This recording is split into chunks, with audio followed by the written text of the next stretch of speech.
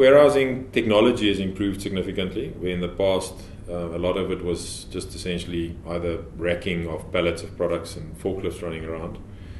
There's a few very, very interesting new warehouses that's developed that are dark. They essentially have automated equipment running inside with clever systems. Still, I think there's a lot of skepticism still of that would work in Africa. The reality is we have some of the best of those that's being erected. So warehouse technology has changed, so you'll probably now see that they get smaller and higher again rather than only bigger.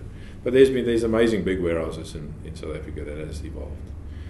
I think the other big changes that has happened in logistics, and specifically in logistics outsourcing, is multi-principal operation. So rather than people purely saying, I used to run my own logistics, now I'm outsourcing it to somebody else, it's off my balance sheet, I don't have to worry about the union, etc. For those reasons, companies are now finding synergies in multi-principal operations. So those big warehouses are not only big because they have some clients and they have multiple clients in them. So typically we would run multi-principal operations where there are 40 different companies in there, from a chic razor blade through to wine or health and beauty products. And because you get the synergy from scale, they all need to get to the same outlets, being delivered in a getting the efficiencies between different companies. So the evolution of multi-principal distribution operations has been important.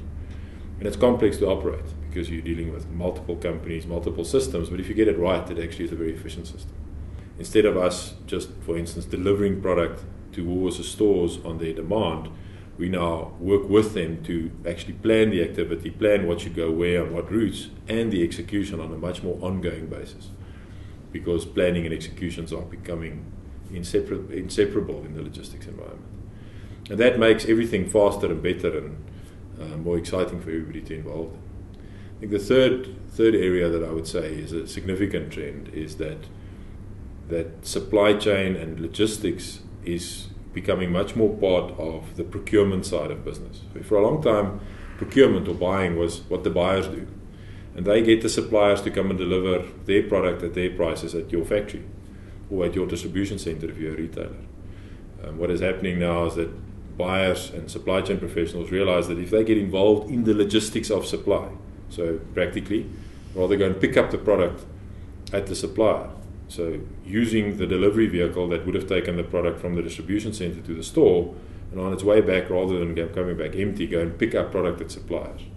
So the scope of logistics is shifting to also include the inbound side of logistics, and again creates efficiencies that is there for the benefit of the consumer at the end, because the cost will be lower and the service will be better. I think it would be interesting actually if you challenge people in terms of the availability of product. If you put yourself back 20 years, how many products did you get in stores, always the latest, greatest, compared to today? And it's a bit, over time you may not realize, but we're in a much better position today. The variety we can buy, the number of stores we can buy it, the predictability of it being there, compared to 10 or 20 years ago, where the total supply chain was just much less efficient than it is today.